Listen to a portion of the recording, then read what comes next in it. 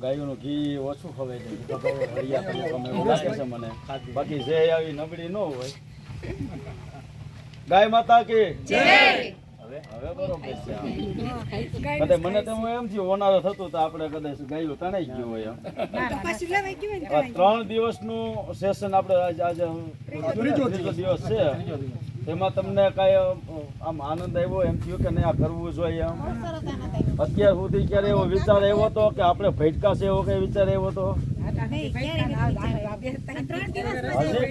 હજી કદાચ આમાં તમને એમ હોય કે આપણે યુરિયા નાખી તો યુરિયા નાખવાથી શું નુકસાની થાય, આવું ક્યારે કોઈ જોયું છે?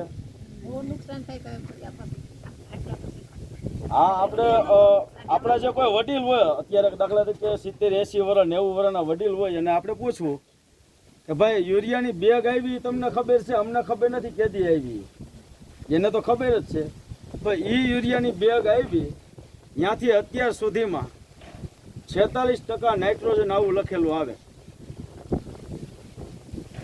54% શું આવે આપને ખબર નથી.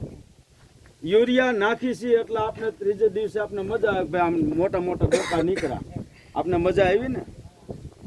ચોથે દિવસે પાન પાછું મુરઝાય છે. યુરિયા નાખ્યા પછી ચોથે દિવસે પાન આપણું મુરઝાય છે. એનું કારણ શું એ કોઈ જોયું?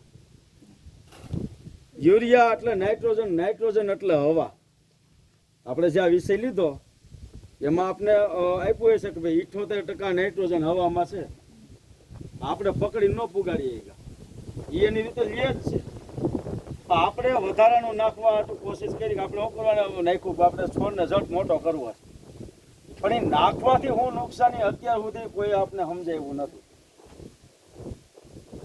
તો યુરિયા તમે નાખો, 46% નાઇટ્રોજન છે, 54% એ નાઇટ્રોજનને પકડવાનું જે કેમિકલ વાપરવામાં આવ્યું છે એ કેમિકલ છે.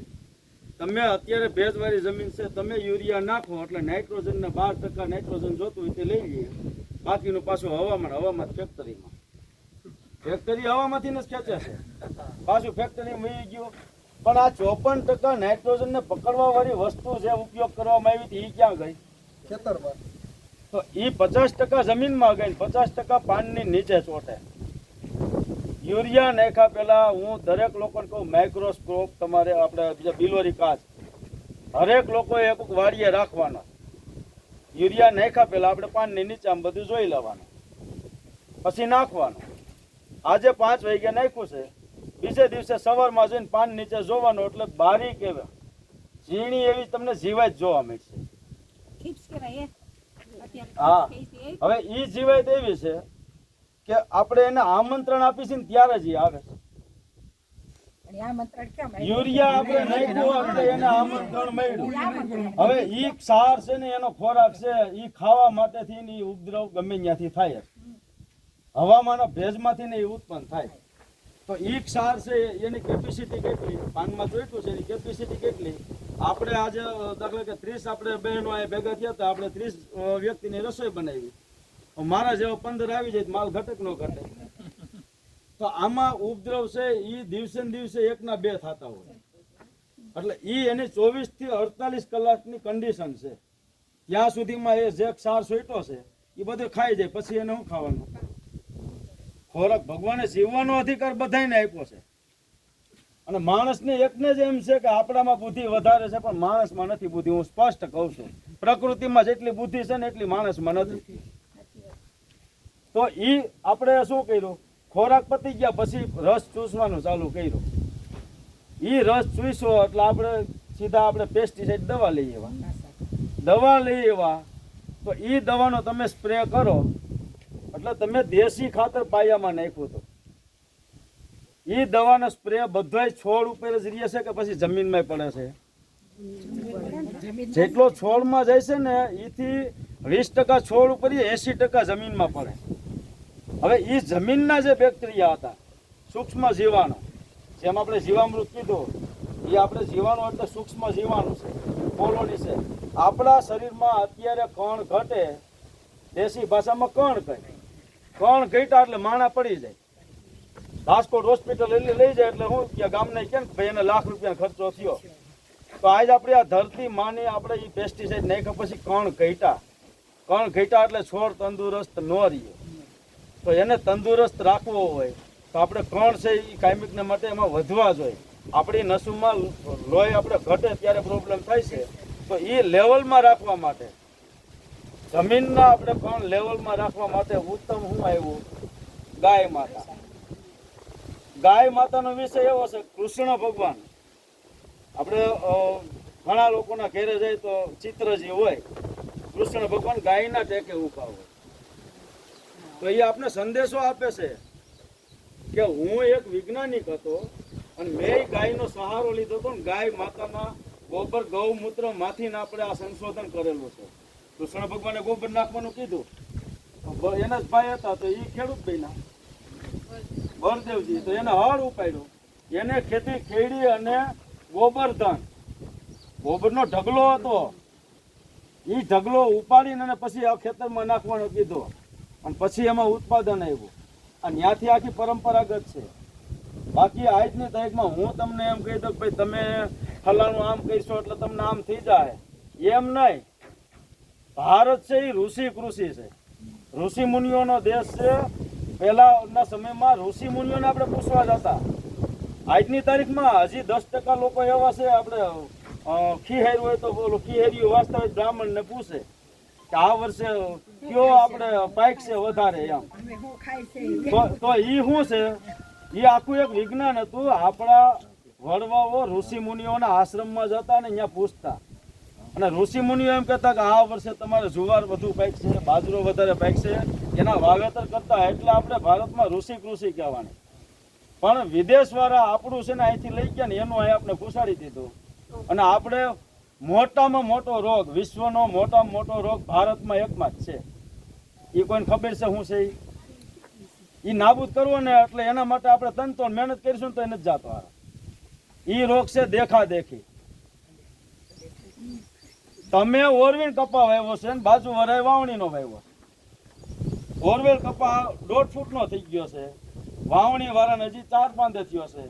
વરસાદ આવ્યો એટલે ઓરવેલ વાળો યુરિયા લઈને ગયો હોય ને તો વાવણી વાળો યુરિયા લઈને જાય.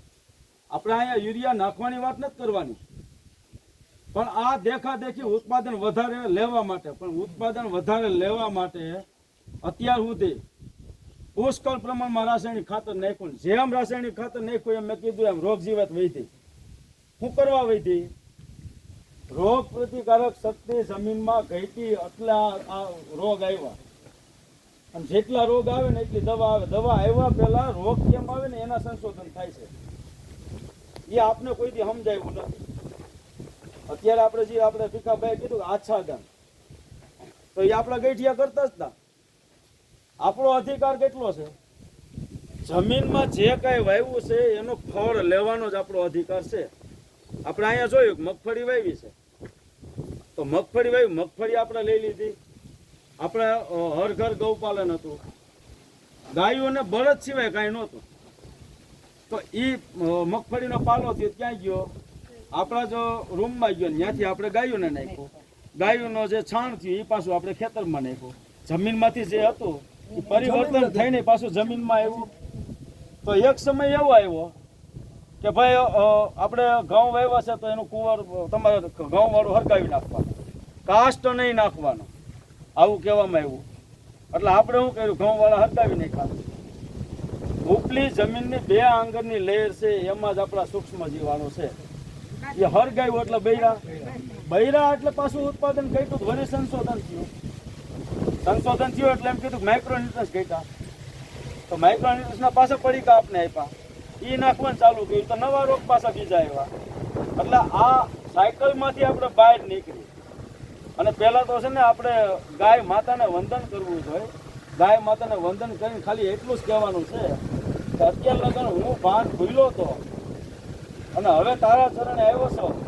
મને ખબર નથી, પણ આજ આપણા પુરાણો અને પુસ્તકો કહે છે કે ભાઈ ગાય માતામાં 33 કરોડ દેવતા છે. તો આ 33 કરોડ દેવતાને હું નમન કરી અને આજથી હું સંકલ્પ લઉં છું કે હવે ધરતી માતાને ઝેર નહીં નાખું, પણ તમને પણ ઝેરવાળો ખોરાક નહીં તમને ખવડાવું. આ સંકલ્પ લ્યો. અને કોઈ પણ વસ્તુ સંકલ્પ સિવાય થતી નથી. આપણે આપણા દીકરાને હગાઈ કરવી હોય એટલે ઘરના 5 સભ્યોએ નક્કી કરી લે કે આપણે હગાઈ કરવી છે. એ હગાઈ ન થાય ને ત્યાં લગન ગાડીઓ લઈને ધોયડા જ હોય. હગાઈ થઈ ગયા પછી સાનમુના બેન. તો આમાં ઈ જ છે કે આપણે સંકલ્પ લેવો પડે કે મારી જમીનને મારે બચાવવી છે. આજ જો ન બચાવી તો અત્યારે આપણે શિક્ષણનો વિરોધી નથી હું, પણ શિક્ષણ પાછળ આપણે પુષ્કળ ખર્ચા કર્યા. દરેક લોકોને આપણે નોકરી નથી મળવાની. તો આપણા છોકરાઓના છોકરા અથવા આપણા છોકરાઓને નોકરી નહીં મળે તો એને આપણે શું આપીશું વારસામાં? બંજર જમીન આપવી છે? આપણા છોકરાને જો દુઃખી કરવો હોય, બંજર જમીન આપીને અને આપણે જો એને મજૂરીએ લગાડવો હોય તો રાસાયણિક ખાતર વપરાય. પણ આપણા જ દીકરાને 2.5 વીઘા જમીન કે 5 વીઘા જમીન હશે તો 5 વીઘામાંથી 5 પરિવારને હાચવી શકે ને એટલી એનામાં ક્ષમતા આવે છે. કારણ કે પ્રકૃતિ સાથે આવે છે અને કુદરતના નિયમને કોઈ બદલાવી નથી. આજે તમે સવારમાં તમે આવ્યા